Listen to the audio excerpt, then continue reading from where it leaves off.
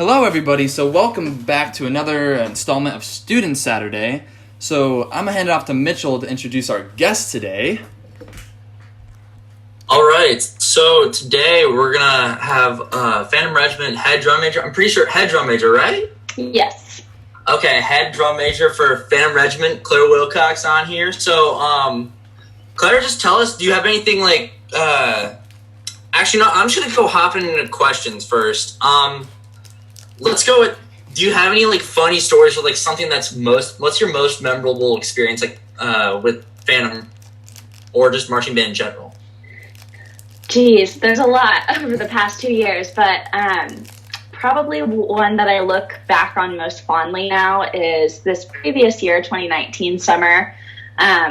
We had a housing site fall through very last second. So we had a housing site lined up, nice school in Georgia, which for whatever reason fell through at the very last second. And this is the day after our Orlando, Florida free day. So we spent an entire day in Disney Springs and it was a super nice day. And then the next night, after this free day, our housing site fell through and we ended up having to stay at an abandoned Boy Scout camp, which during the time it was the most horrific experience ever.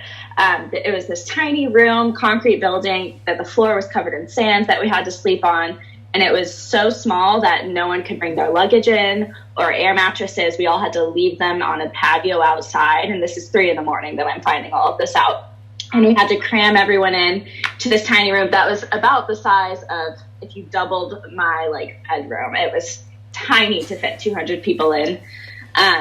And 3 a.m, everyone's super grouchy. People are scared about snakes because there were rattlesnakes in the area and wondering if they could sleep on the bus. And there were no staff around. So this was just me and one admin guy trying to figure out. So it was pretty horrific situation, but it's actually really funny now looking back on it. Yeah, that sounds interesting. That sounds like a nightmare situation to be in at that time. Yeah, and in drum corps, we have more difficult housing sites than we do super luxurious ones. Right. So this was just the peak of one of them. Yeah, that sounds about right from what stories I've heard just in general from other people in drum corps. Yeah. I'm going to throw it back here. Tell us about how you got the gig as a Phantom Regiment conductor. Like because you played woodwinds, you played clarinet, right? Okay, so I play oboe, actually. Oh, oboe. Okay, yeah. All right. Shame on you. But tell us how you got involved in that and how you got to the point to where you are now. Yeah, so in high school, I played oboe primarily, but obviously that's not a marching instrument. Right. So in marching band, before I was a drum major, I was in the front ensemble. I played vibraphone for 2 years in the front ensemble because I just kind of picked percussion because my dad did percussion and I played piano. So I felt like I kind of had an understanding of how the instrument worked rather than, before actually learning the technique. Right. But actually coming to Phantom, there was a lot of reasons that I picked Phantom Regiment. So first of all, my dad marched Phantom Regiment in the 80s, along with some other drum corps. Yeah, he was a bass drum in 1987 with Phantom Regiment. And I also had a couple of friends who were interested in marching and auditioning with me, who I were in my same class. We were in a friend group, so to speak. One of them is now our horn sergeant, actually, Kevin. And also just as a conductor, Phantom Regiment had the style that I aspired to be a part of. When I was learning how to be a drum major, a lot of the ways that I learned was by watching videos of other conductors, and I found myself watching a lot of Phantom Regiment's videos because I liked their expressive style and their kind of like concert conducting in a field environment was how I would explain it. So it just felt natural to me to go to this drum corps that my dad was at and that I had been learning from. And also I had friends who were going to go and audition with me. Originally, I thought that I was just going and auditioning for the experience and that I wasn't, I didn't expect to get a spot my first year auditioning. I didn't even look at what the schedule was like or how much it would be to actually march. So it was quite a surprise to my parents when I actually got the spot. Yeah. Wow. I mean, it's expensive, but I'm pretty certain you would say it's totally worth it, right? Oh yeah. There are ways around the money issue. So yeah. Mm-hmm. I'm gonna go off with one more here. So obviously, your sister Sophie, excellent mellophone player in my section. I loved having her in the section last year. How was it? I know you went to BOA Grand Nationals. I've seen the pictures. I've seen the pictures on the field when you were on the field after our retreat. How did you feel like watching Grand Nationals this year? I'm just kind of curious. I want to get your take on it. From drum corps. Well, I loved getting to go to BOA this year because actually the last time I got to go to BOA and see it live was when I was participating. When was that? My senior year. Or 2017. Yes. Okay, so we shared the field at some point.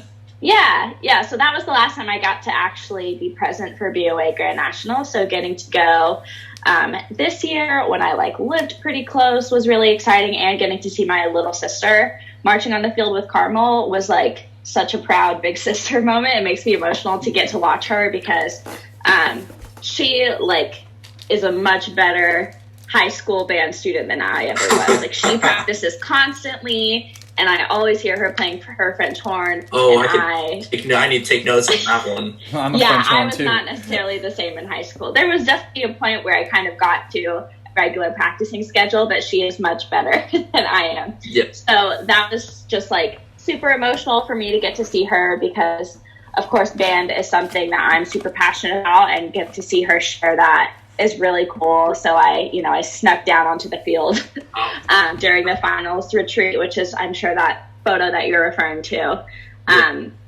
But yeah, and she's excellent and loves band and comes home, and I love to kind of get to relive my high school band days listening to her stories about band camp and all of you guys. So I'm sure there were a lot of stories about me. I'm not gonna lie, it was pretty. Oh, it was pretty wild. Yep, it was heard your crazy. name before, Mitchell. Yeah, see, there we go. Yeah, I'm kind of in the same boat there because my cousin marches with Wando High School in South Carolina. Oh yeah, and he's a freshman this year. But since obviously I played my last rodeo this year, it'll be different watching from the stands. It'll be weird, but he's going to carry on my tradition of Grand National Final. It's going to be excellent. Yeah, it's definitely strange coming from when I graduated from O'Fallon. I didn't know that my parents were moving here until I found out actually the middle of my first drum corps summer. They told me at the San Antonio Regional, which was a little bit overwhelming in its own right, but I didn't know that they were moving to Carmel until so that was strange to see my little sister march in a band that I had kind of looked up to my entire high school career, and then it's really cool being on the kind of fan side of it because they feel great inside. Yeah.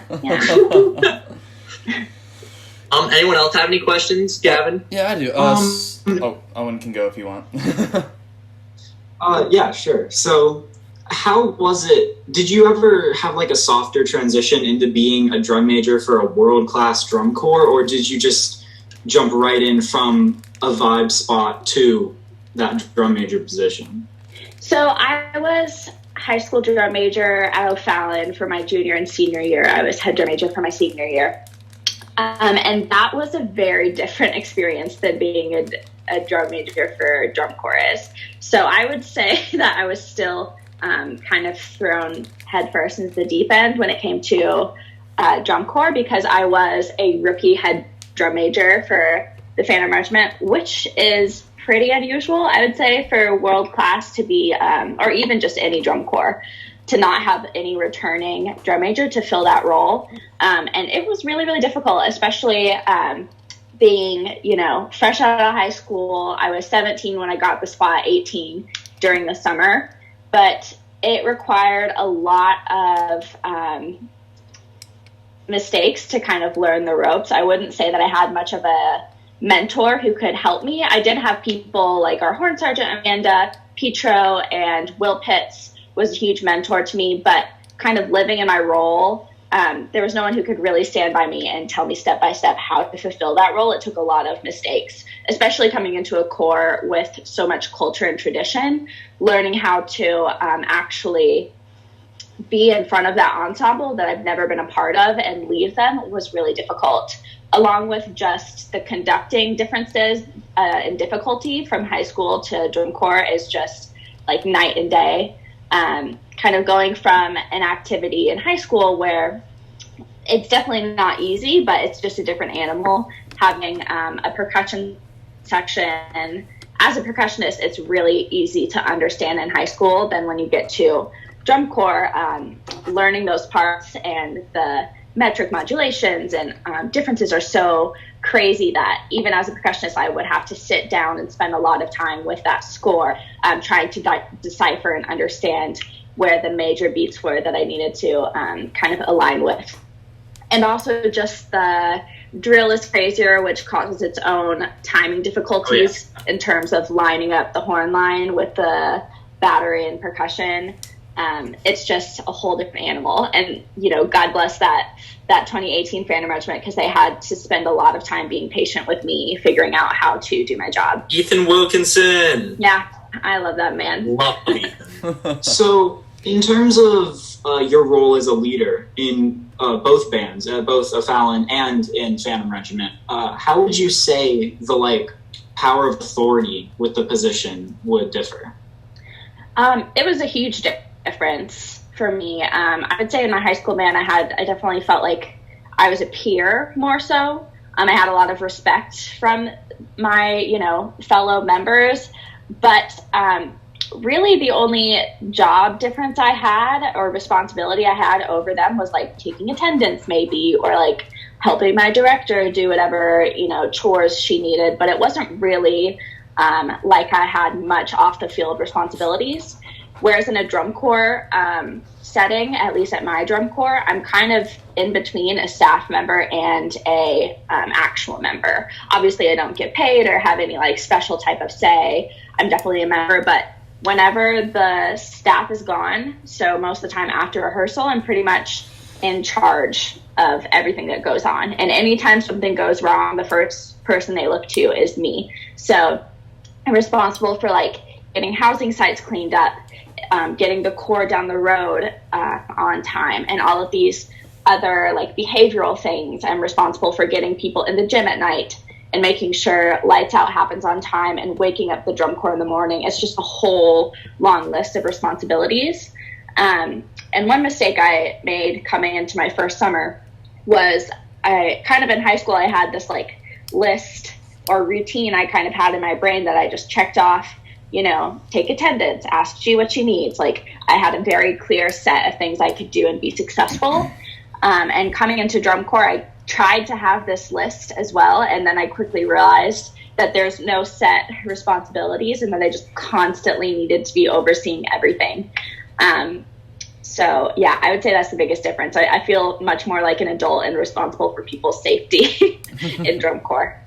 Yeah, I mean, that lines up with what I've experienced at Raiders. Yeah. I haven't marched with them yet, but I was contracted for the 2020 season. Now I'm contracted for 2021. Yeah. But I mean, yeah, I see a lot of that going on with our drum majors as well. Especially the when there's not staff present, they view the drum major as the staff and the person to go to if something goes wrong or isn't how it's supposed to be. But absolutely. Yeah, it's interesting to see how a lot of different corps, even at the very differing levels, still hold that same kind of value. Okay, so I have a question that I know about Owen. So Owen's in the contracted for Raiders, and I'm contracted with Boston. So you know about the virtual ensemble. Are you gonna partake in that virtual drum and bugle corps thing that's going on?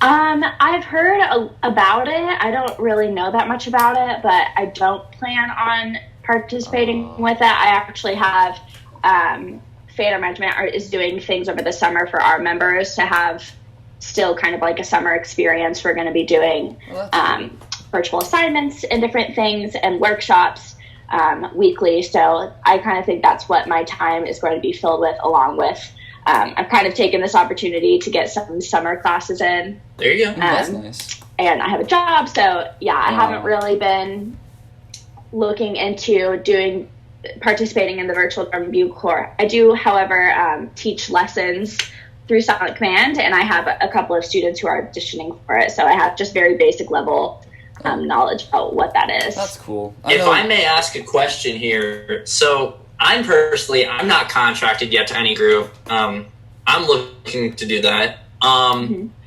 I know some groups are doing like webinars or like free Zoom calls, like with clinicians to talk about stuff. Boston did Is that. Phantom doing anything like for non-contracted members or anything like that? So we have something called the Phantom Regiment Academy, which is starting this summer. I don't know all of the events they have planned, but a lot of the clinics and things that the members are going to be going through are going to also be opened up to the public. So not all of them, because obviously some of them will pertain to our show. Hey, but spill any information? I can't give you any information. Mitchell, you knocked that off. But there will definitely be opportunities for non-members. Awesome. Sounds good. I'll look into that. I know for this summer, Gino and Jarrett at Boston, they wanted to get like the Boston Crusaders brass line together at some point this summer, just to like be together and just like maybe play a little bit, but like maybe flow marching comes to it too. But they just wanted to do that, so I think it's cool that Phantom is like consistently continuing with the season, even though our season was canceled. So, a question I have is, when we judge here, we take like the group we're in out of the equation. So like Boston's never really in it. So I have a question: if you could be drum majors of any other drum corps group and Phantom's not in the equation, what group would it be? Oh, it's a hard question. It is a hard question.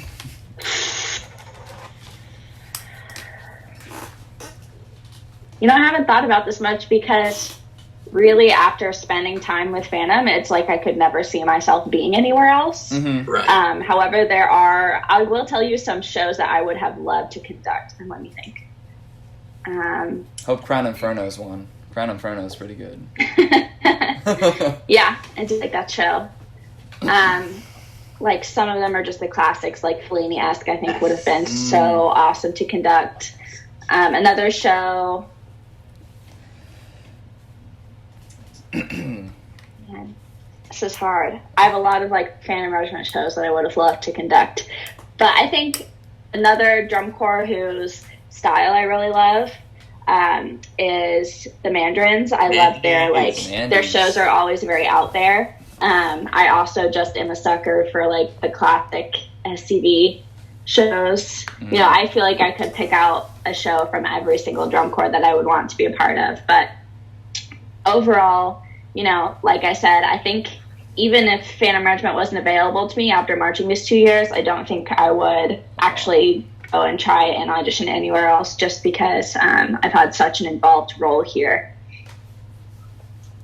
Sounds great. Yeah, So at 2019 finals, I mean, I was there, a heck of a show. Wonderful performance by the just everyone, top 12 and everyone there at finals. So at the end, you were announced best drum major, or like best. There's that drum major award. Jim Jones Award, yeah. Yeah. How did it feel to win that? Take us through that moment when you were announced.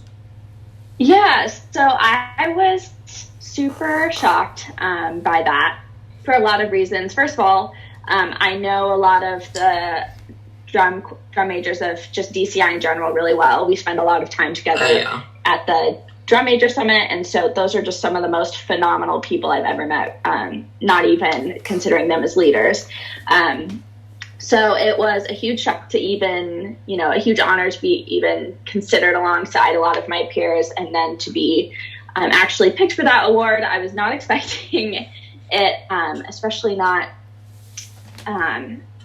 so early, I would say, in my career, but it was a huge honor nonetheless, and I'm really grateful for that recognition. And I think that there are so many people who could have gotten that award, and would have completely deserved it as well. So was just a really cool moment that I did not expect.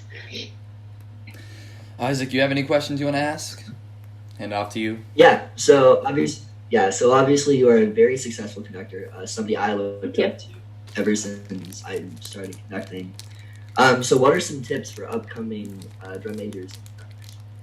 Oh my God, I have a lot. So one of the biggest things that has helped me as a conductor, and I think one of the hardest things to learn, is how to let go of your mistakes, especially in rehearsal. Because drum majors are just scrutinized a lot because everyone has their eyes on them. Usually they make a lot less mistakes than maybe a marching member would, but their mistakes are amplified to this whole other level, right? Because if a trumpet misses a note, it's not a big deal. Maybe the person next to them hears. However, if a drum major messes up, it could potentially crash the entire ensemble. And that's really difficult. For a long time, I would really kind of dwell on those mistakes that I made, and it would cause me to snowball and make more mistakes.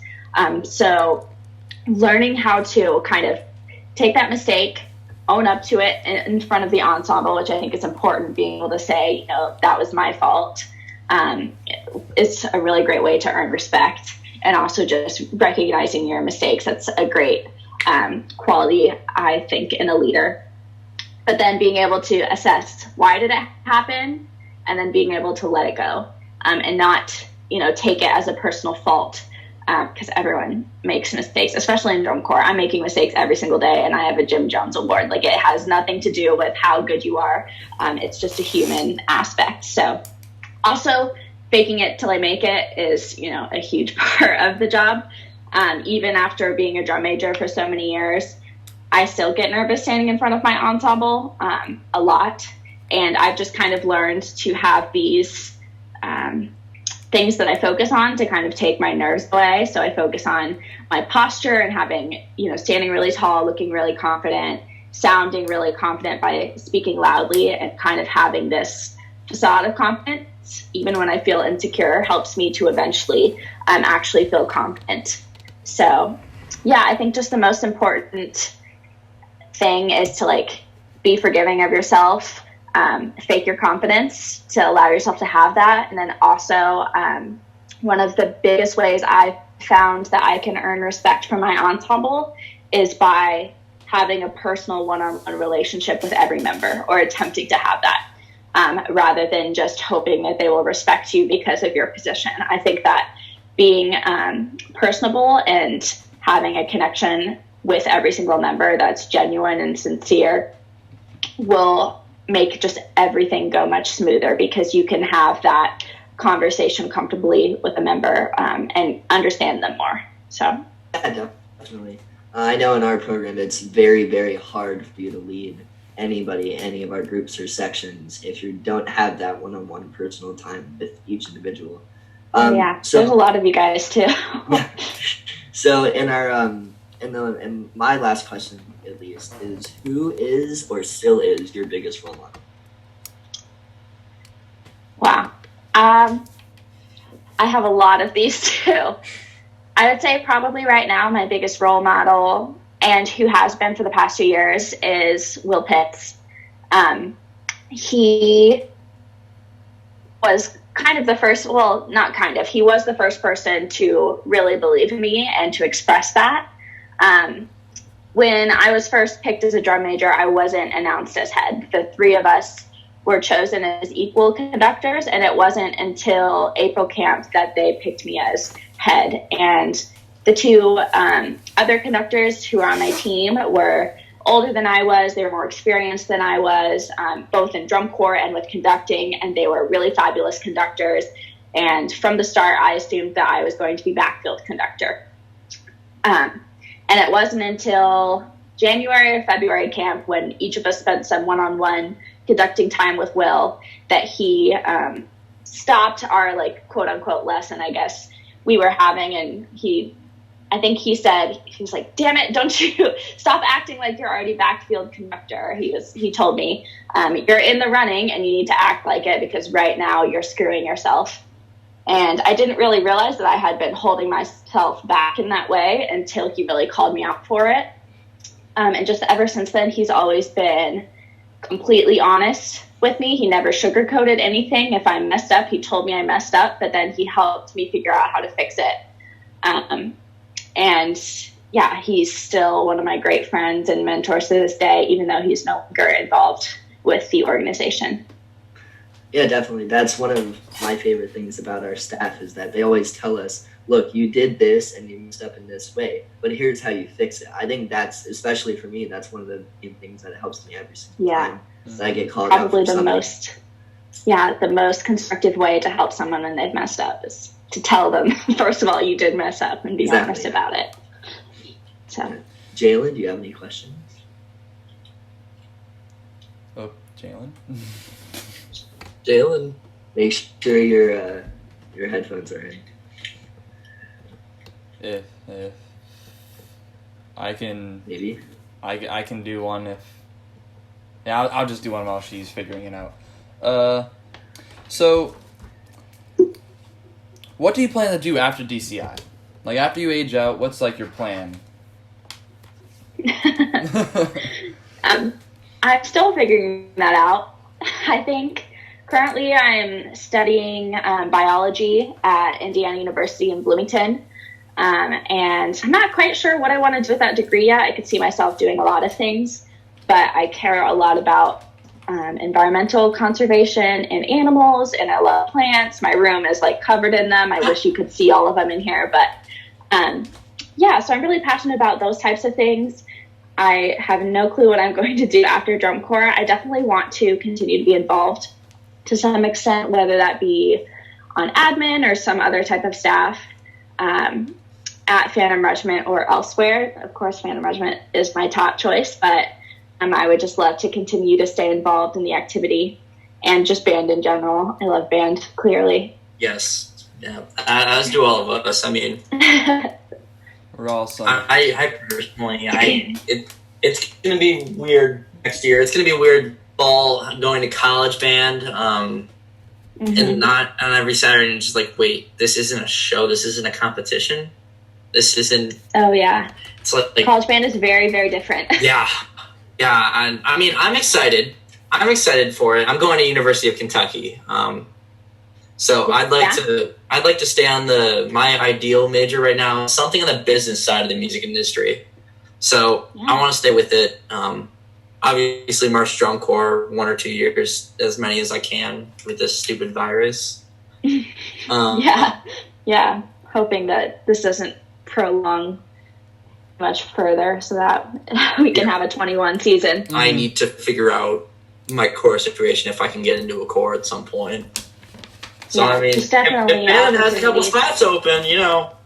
Well, we will be having auditions for 2021, even though we will have a lot of returning members from 2020, but there will definitely be auditions, so I'm sure information will be out eventually. Awesome. I will take a look into that. Okay, so Jaelyn said she's going to rejoin and see if that works, and then if it doesn't work, I'll ask her questions. But one more question I have that I've learned it at the Drum Major Academy when I went this summer in California. So, like, you have a sense of pride in your uniform before you go to perform. So, like, how do you feel when you're in uniform? Like, what's your pride at? Like, when you're, like, in front of your drum corps or when you were in front of O'Fallon, what was the sense of feeling you had? Man, I wish I could say that the uniform doesn't change anything and I could practice exactly like I perform. But really putting on the uniform is just like, it feels like putting on like my Superman suit. Yeah, the super suit. That's how great it feels great. Calls it.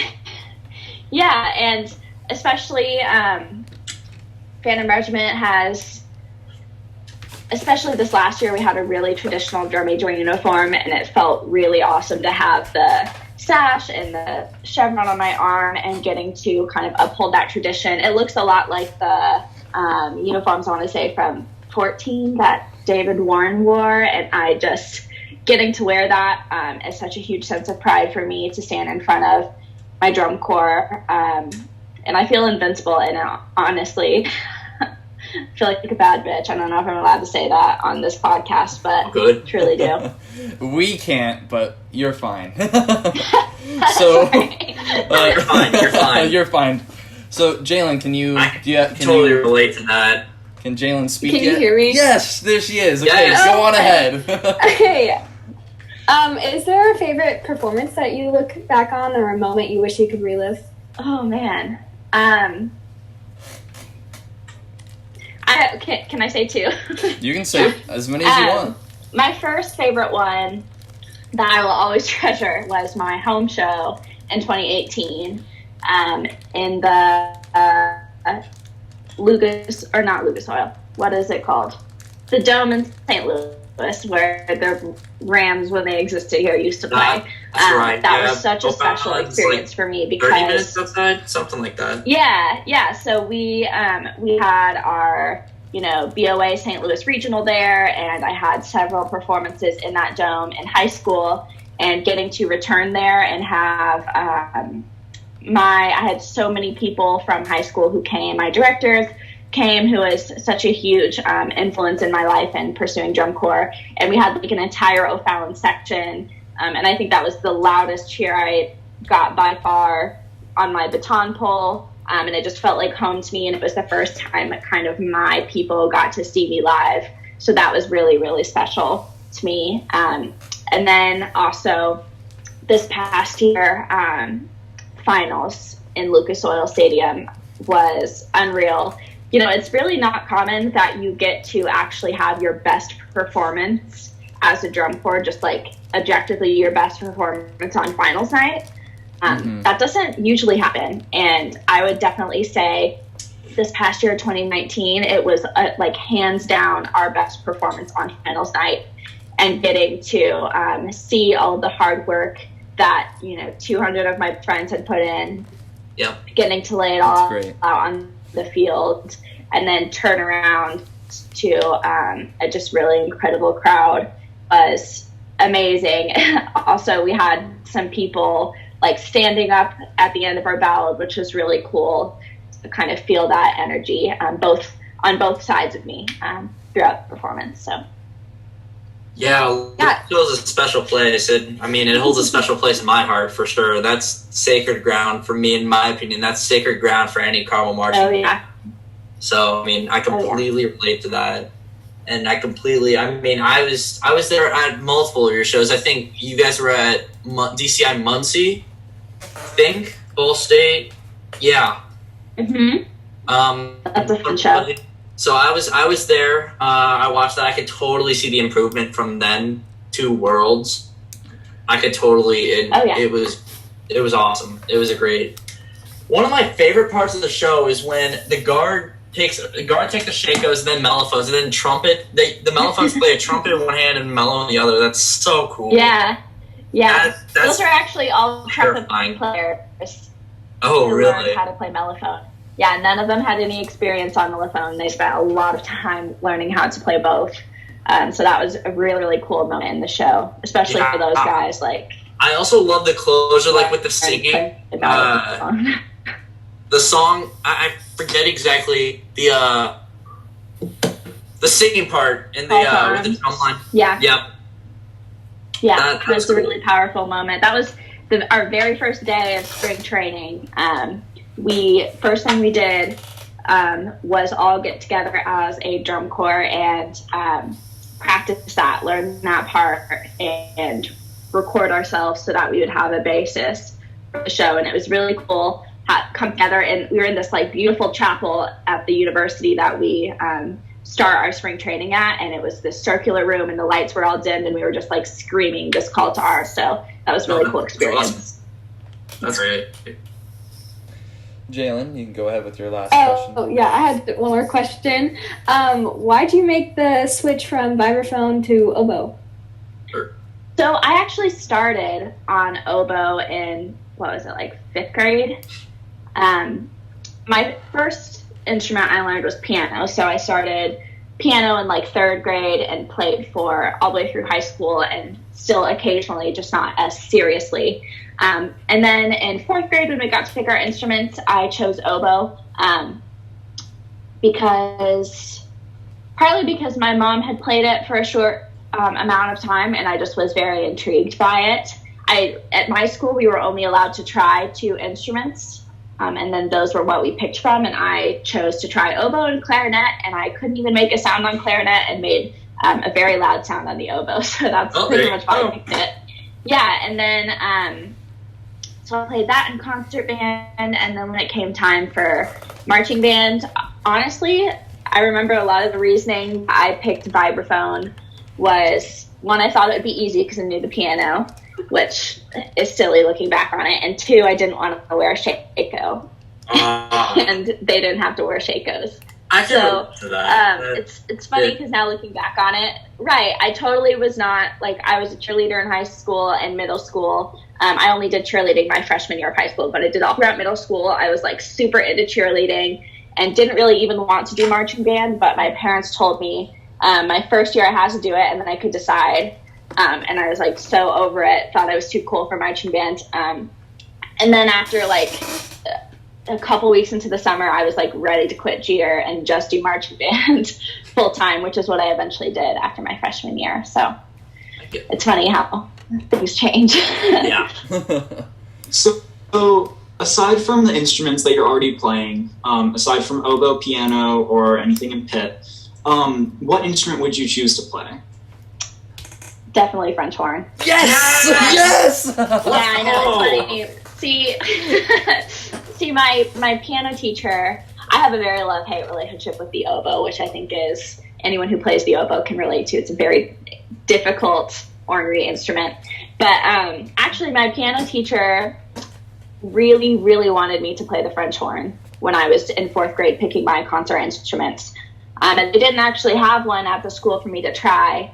So she took me to a music store and made me try the French horn, but I was kind of a rebellious, stubborn child. So I was like, no, I'm playing the oboe and you can't tell me what to do. But I just love the French horn. I think when it sounds good, it's incredible. Much like an oboe, if it sounds bad, it sounds really bad. Yeah, that's horn for you. Sounds good. Very hit or miss. Yeah, hit or miss. Yeah. I'm definitely jealous of Sophie and her good choosing of the French horn, but it's fun to listen to her play, so I live vicariously through her. Okay, so we're gonna almost close it here, but one last thing before we close it. Do you have any other stories, any questions for any of us that you'd like to ask or say?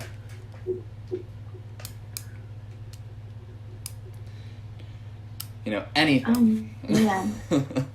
What is it like to be in the best marching band, high school marching band in the country? Not to inflate your egos, but Oh God. what is it like? Fine, Mitchell can go, because Mitchell should go. All right. I see. All right. Thanks, guys. we're in Tarpon. It's fine. Well, obviously, I'm sure everyone's seen the results of the past 2016 through 2018, and even 2019. This was an outstanding show. I have no qualms with what happened competitively. I really think it was an awesome competition. Anyone else could have taken it. Anyone could have taken it that night. But overall, it's definitely a humbling experience. For me personally, I remember in my one of the most iconic moments for me in 2018 was right after our mellophone feature, our Siegfried horn call. We all came around on the 50. We turned around. We joined up on the 50. I saw this girl sitting right in the front of because we were front and center of the field. She was just losing her mind after what we did, and I was like, oh my God, this is what it's all about. And I mean, that was definitely one of the most awesome feelings I've ever had. And same with this year. I saw someone, I was walking around with a Carmel shirt. I don't remember where, but someone was like, oh my gosh, you're from Carmel? And I'm like, yeah. And they're like, oh my gosh, you're amazing. And I'm like, Feels good. Makes me feel great. Nice. Yeah. And, obviously this year is very emotional for me because it's tough to leave the program, especially after everything that I've been through in that program. I mean, it definitely changed me. I wouldn't be the person I am today without Carmel without Mr. Pope, Mr. Crakey, Mr. Cook, and Mr. Young. And I mean, Definitely. I it's hear about those people a lot from Sophie. So gosh, Mr. Pope is great. Mr. Crakey is outstanding. I love them all. So it's awesome. Yeah, at Tarpon, like, we have Mr. Ford, De Leon, and Layton. They're our main directors. And I just know, like, when we go to Grand Nats, and it's just, like, we play, and anyone in Grand Nats any year can usually take it. It's always just, you know, how the judges feel, how the audience is, and how you perform. And I just know, like, in Tarpon, I have a real sense of pride with the organization. And I'm in the choir department as well. But just anytime you, like, put any uniform on or you, like, go to rehearsal, you have a sense of pride. And, like, on any field you get to perform on. So it's, like, just a great sense of just overwhelming emotions, especially when, like, 2018 finals, Isaac knows, just RP1, our finals run. Ford said it was our best finals run any Tarpon band ever had. So it was just a great experience. And it's, like, that was our legacy, and we dropped it off for this upcoming indie year. yeah, my first year ever going to BOA Grand Nationals was Tarpon's Man vs. Machine show. Yeah. Was that 2016? No, that was 2014. No, that was 2014, right? 2015. Yes. One of those years. 2014. That show like changed my life. Watching that show from Tarpon, I was like, first of all, we never had those like grandiose of props. Tarpon is kind of like the king of props. Yeah. But watching that just insane amount of theatrics and performance for, you know, little freshman Claire was just like, it blew my mind. Yeah. All across the room. So kind of my entire view with Hebron this year. I mean, you got your big senior, Mitchell, you know, coming into Grand Nats 3-0, but you go and look at Hebron and it's like, oh, you want to talk about some mellophones? Like, talk about the Hebron mellophones. Gosh. Jesus Christ. Yes. They're good. Yeah. They crazy. Everything. I mean, I have nothing but pride for my program, and I would go to bat for anyone in that group if anyone was. Yeah. I know for me, my mom was actually a junior when Mr. Ford came to Tarpon, so I've watched this program build into what it is now, and I mean every single time ever since I was younger, it was the coolest thing to watch the shows, and I know for me, like one of the main things that I've always wanted to do that I hopefully will do as band director is make those experiences for the younger kids. And Gavin and I are actually going for drum major this next year. And in my next speech for drum major, one of the main speaking points is how I want to create success for everybody else. And just honestly, like Gavin said, the pride that we have for our program, like. We won in 2014, but Ford was not proud of that finals band because we didn't show up. Like, that's just what happened. And then same thing with 2016. I mean, I had the privilege of marching my 8th grade year, and going from prelims to semis to finals, there was no real energy that any of us felt. It was all coming from the directors. It was all from the director led instead of students. And then 2017, that was a fall through in a sense. And then, 2018, we just, none of us wanted to have that again. And we didn't want to have that feeling of like just doubt and kind of anger in ourselves for letting that happen. And then we showed up finals. And for us, we don't care. We have those traditions of like holding hands during finals when we're in retreat. And it's just like, placements don't matter to us. It's all about how much we gain from this experience. Yeah. That's like one of the things I know my mom completely cares about, and I care about, and I know Gavin does, and just creating those experiences for everybody else. Oh. Yeah, that's what being a drum major is about. You know, you get that 1% or 2% of reward when you stand in front of, you know, a crowd or whatever. You get like, people know my name, like that's cool. But really the most of what you're doing is service work, you know, a ton of thankless legwork for the drum corps that no one ever sees. And that is the majority of what your life is as a drum major and just as a leader in general. So really, if you do it for the recognition or the name, like you're not going to have a good time because that is so little of what the actual reality is. So it's good to hear that you kind of already understand that. I know we're about to cut it, but I have one more question.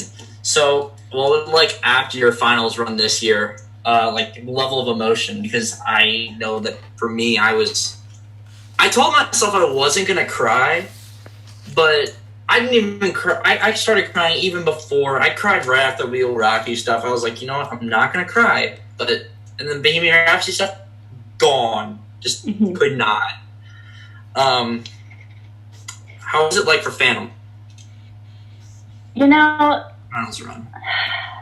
this summer, so after my first year, I thought my first year would by far be the hardest year, and every year would get easier. So kind of coming into this year was a little bit of a shock when it was just equally as exhausting, just in its own unique new way. So ending the season was, super bittersweet. It felt good to be finally like free from drum corps that I've been kind of slaving and giving my life to the past 3 months. But this summer was also definitely the most rewarding because I spent a lot more time in 2019 than I did in 2018, making sure I had those personal connections with members like I talked about. And in 2018, after the summer was over, I was like ready to go home. I was like, even before it was over, finals week, I was looking at finals, but I was also like, I cannot wait to be in my own bed. Yeah. But 2019, I was not ready. I felt like I was ready to stay. I wanted to stay. I wasn't ready for it to be over. I wasn't ready to leave all of these people who I had grown so close to, more so than I did the year before. So that was really, really difficult to leave. But again, like I said, that year was unique in that I actually felt like our finals run was by far the best run we had of the season.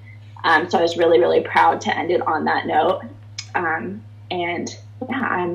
ready to kind of get back out there, especially after a year off. Oh, yeah. I bet. Okay, so thank you for joining us, Claire. I appreciate that. Of course, Thank you for having me, guys. Yeah, for sure. So, that's going to end the week for us. So we'll catch you guys tomorrow with the Fun Time Sunday of, week 4. So we'll see you guys tomorrow.